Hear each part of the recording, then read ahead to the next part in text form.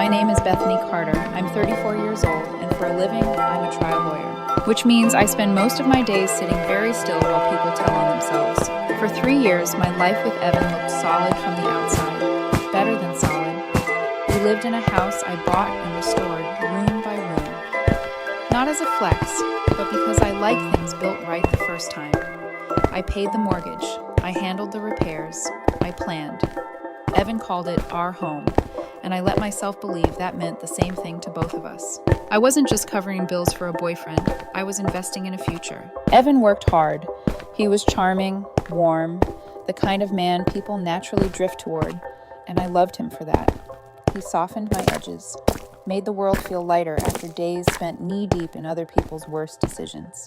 But even in good cases, there's always a piece of evidence that doesn't fit. For me, that piece was Clara. Clara was Evan's ex-girlfriend, or, as she preferred to phrase it, someone who knew him before he forgot who he really was. She floated in and out of our lives like background noise, always present, never directly confrontational. She called herself his best friend, his chosen family. She said it with a smile that never quite reached her eyes. She was creative, a photographer, the kind who talked about passion and authenticity like they were currencies more valuable than rent. Anytime Evan and I talked about something concrete, savings, travel plans, long-term goals, Clara would casually bring up a spontaneous road trip they once took, or a reckless decision they made when they were younger. "You can't plan magic," she'd say lightly, and Evan would laugh, and I'd swallow the discomfort. Whenever I hinted that her comments crossed a line, Evan defended her instantly. "She's just honest. She worries about me. She's been there longer than anyone." Longer than me. That phrase lodged itself under my skin. I told myself I was being paranoid. I'm trained not to jump to conclusions. I wait. I observe. I let patterns form. And Clara was nothing if not consistent. She never attacked me directly. She complimented me instead. My stability, my reliability, my structure. Always said like those were flaws. I was the safe choice. She was the reminder of the life he almost had. Then, a month ago, I won the biggest case of my career. 6 months of preparation, missed weekends, sleepless nights, and we won decisively. My firm threw their weight behind me, and for once, I let myself celebrate. I hosted a dinner at the house, my friends, my colleagues, and because I was still trying to be generous, I told Evan to invite whoever he wanted. Of course, Clara came. The night started perfectly. Laughter, wine I'd been saving, a sense that maybe I'd been wrong about everything. Then Clara started drinking. She launched into a monologue about art versus ambition, about how some people create while others merely accumulate. She looked straight at me when she said it. My friends noticed. I saw it in their eyes, but I stayed quiet. Then she turned to Evan, placed a hand on his arm, and said it. "I just hope you're really happy," she said softly. "Bethany's impressive, stable, but you could do way better than her." The table went silent. I didn't raise my voice. I didn't react at all. Because in that moment, I realized something important. Clara had finally handed me the rope. And Evan? He didn't defend me. He didn't even look at me. That was the moment everything snapped into focus. The case had begun. The silence after Clara's words didn't feel like an awkward pause. It felt like a courtroom right before a verdict. My friends, people who had watched me grind myself into dust for half a year, sat frozen with their forks half raised. One of Evan's co-workers stared into his glass like he'd suddenly found religion in the bottom of it. Even the air felt tight, like the house itself was holding its breath. And Evan stared at his plate. Not angry at her, not horrified, just embarrassed. Like Clara had said something slightly too loud, not something cruel. That was the moment I understood. Clara wasn't brave. She was comfortable. Comfortable enough to disrespect me in my own home because she believed Evan would let her. I set my fork down slowly, not dramatically, carefully, the way I set things down in court when I'm about to ask a question that changes everything. I folded my hands on the table and looked at Clara. "That's a bold claim," I said, voice calm enough to make it worse. "I'm curious about your reasoning." Clara blinked, still smiling, like she expected a blow-up, a fight, tears, something messy she could use to prove I was too intense. But I didn't give her mess. I gave her a cross-examination. "In your expert opinion," I continued, "what does a better partner for Evan look like? Please be specific. Lay out the criteria." Clara's smile faltered. She said, trying to laugh it off. Someone more on his level. Someone who gets him. Someone creative. I nodded like she'd just offered a helpful data point. I see. Creative, I repeated. So passion, spontaneity, vibes, that's the baseline. Evan finally lifted his head. Bethany, he started like he was warning me not to embarrass her. Not don't disrespect me. Not don't insult my girlfriend. Just don't embarrass Clara. I didn't even look at him. I kept my eyes on her. Let's add a few other factors, I said. Something more concrete than feelings. My tone stayed gentle, almost polite. The kind of politeness that makes people sweat because they can't accuse you of being irrational. As everyone here knows, I continued, Evan is starting his master's program. Top tier, expensive. And because we're partners, because we were building a future, my firm's private scholarship fund was going to cover a large portion of it. Evan's head snapped toward me. Clara's eyes widened, just slightly, like she hadn't known the details. That was interesting. I let that hang there for one heartbeat longer than necessary. So my question for you, Clara, I said, as the gold standard of what's better for Evan, what have you invested in his future lately? The table went so quiet it was almost physical. Clara's throat bobbed. Well, I support him, emotionally. Of course, I said, nodding. Emotion is important. Then I tilted my head, like I was considering the next exhibit. Let's talk about his car, I said. Evan stiffened. He already knew where I was going. Evan's car is safe, reliable, gets him where he needs to go, I said. I bought it, because his old one wasn't going to survive another winter. I turned slightly, addressing the whole table like a jury. And Clara, I continued, you have a car too, right? The little convertible you call a piece of your soul? Clara forced a laugh. Yeah, so? So, I said smoothly. It breaks down a lot, and Evan has covered repairs at least 3 times in the last 6 months. Evan's face flushed. Bethany, I lifted one hand without looking at him, the same gesture I use in court when someone objects. Let me finish. I kept my voice even. Those repairs, I said, came out of the household account. The account I'm the only one depositing into. A sound escaped someone at the table, half cough, half laugh. One of my friends clapped a hand over his mouth, eyes wide like he couldn't believe this was happening. Clara's cheeks went red, her eyes darting to Evan. Evan looked like he wanted to disappear. Good, because disappearing was exactly what he'd done when Clara insulted me. And finally, I said, leaning forward just slightly, let's talk about this house. I rested my palm on the table, steady, controlled. I own it. I pay the mortgage. I fix what breaks. The roof over Evan's head is here because I built stability into my life before I built love. Clara's lips parted, but no sound came out. And you, I continued, have been late on rent so often that Evan has covered you more times than he's told me about. Which means, Clara, whether you realize it or not, I paused. I've been supporting you too. The words landed like a slap, but I didn't say them like a slap. I said them like a fact, like evidence. I sat back and looked at her, letting the room absorb the full shape of what she'd been doing. So, I concluded, just to summarize for the table, I smiled. Not sweetly, not warmly. The way a lawyer smiles when the opposing side has just walked into their own trap. Your argument is that a woman who provides a stable home, a reliable car, and financial support for Evan's future is an inferior choice, and that a better match, by your definition, is someone who drains his resources, borrows money she can't repay, and repays his kindness by trying to sabotage his relationship. I let the silence sharpen. Is that a fair and accurate summary of your position, Clara? Clara's face went pale. She looked around the table like she expected someone, anyone, to save her. And that's when Evan finally moved. Not toward me, toward her. Bethany, he said, voice tight. You're going too far. Those 4 words hit me harder than Clara's insult. Because it wasn't just that he defended her. It was that he framed me as the problem. Like I was the one who had crossed a line. Clara's eyes shimmered, not with guilt, but with confusion. She had her proof. Evan chose her again. Right there, in front of everyone.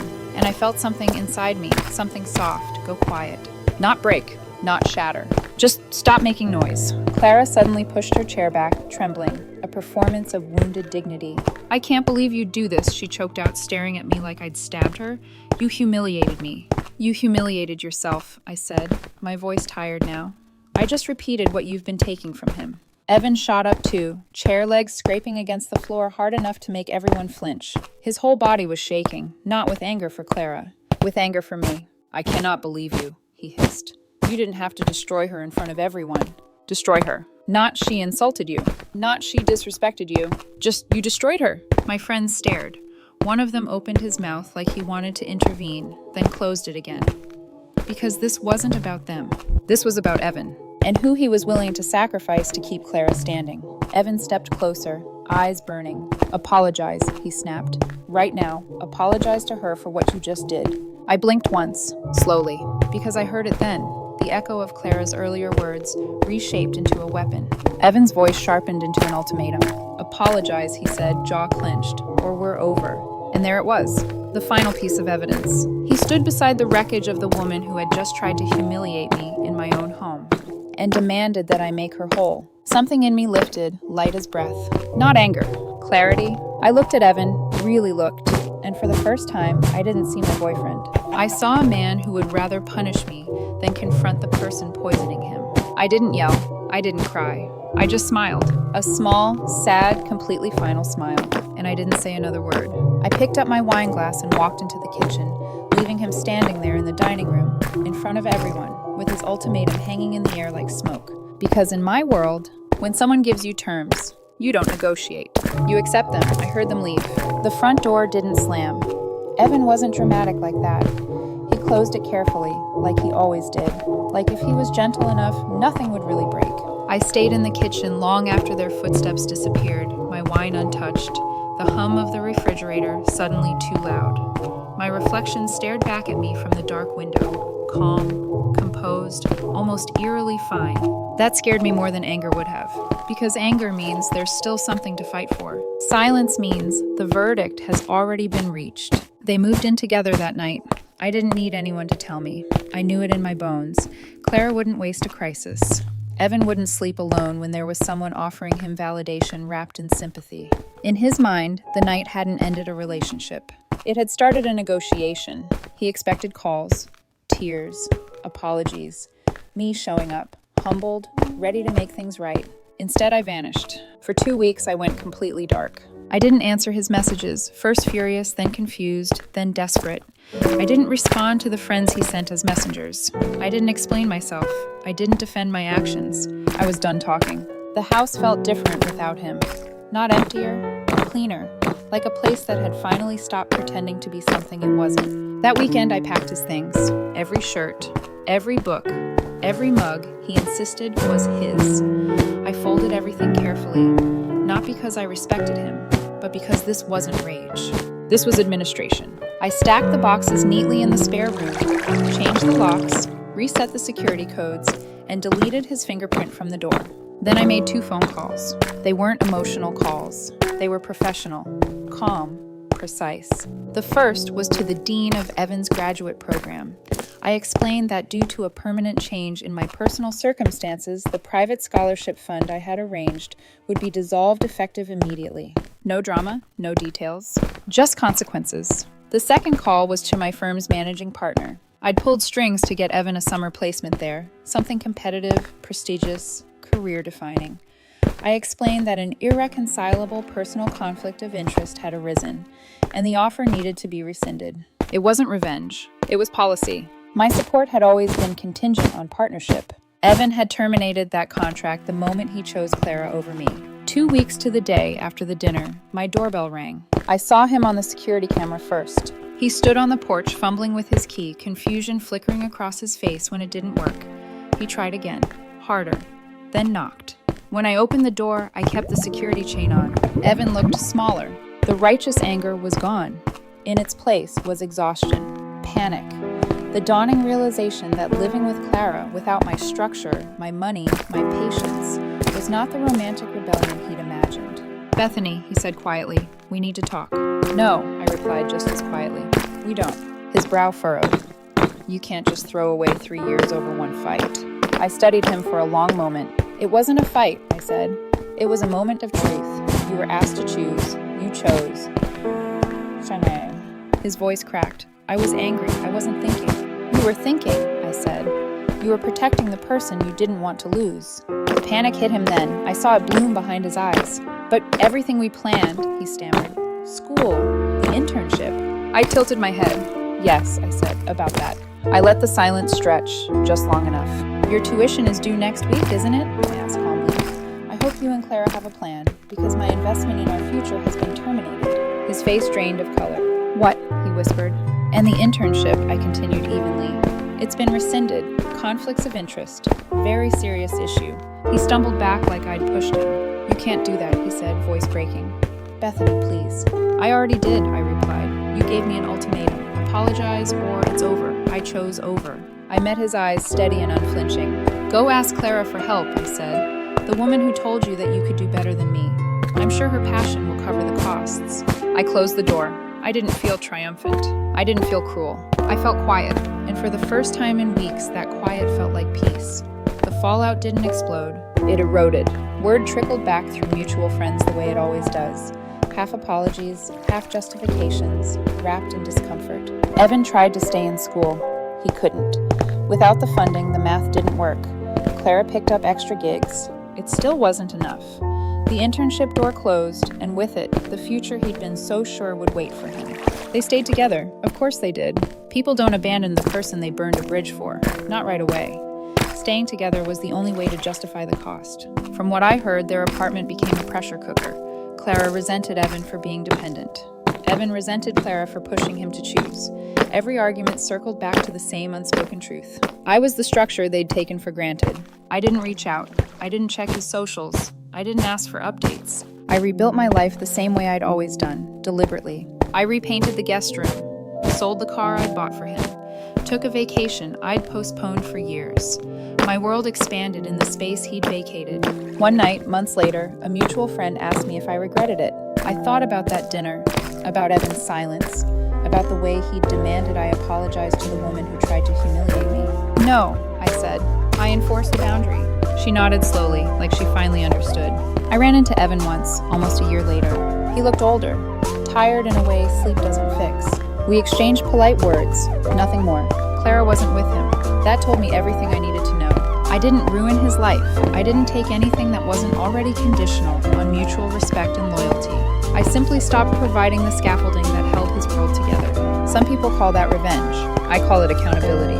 Relationships are contracts, and loyalty isn't a feeling, it's a clause. Evan wanted to know what done really means. It means the support stops, the investment ends, and the builder walks away, leaving you to live in the house you helped burn.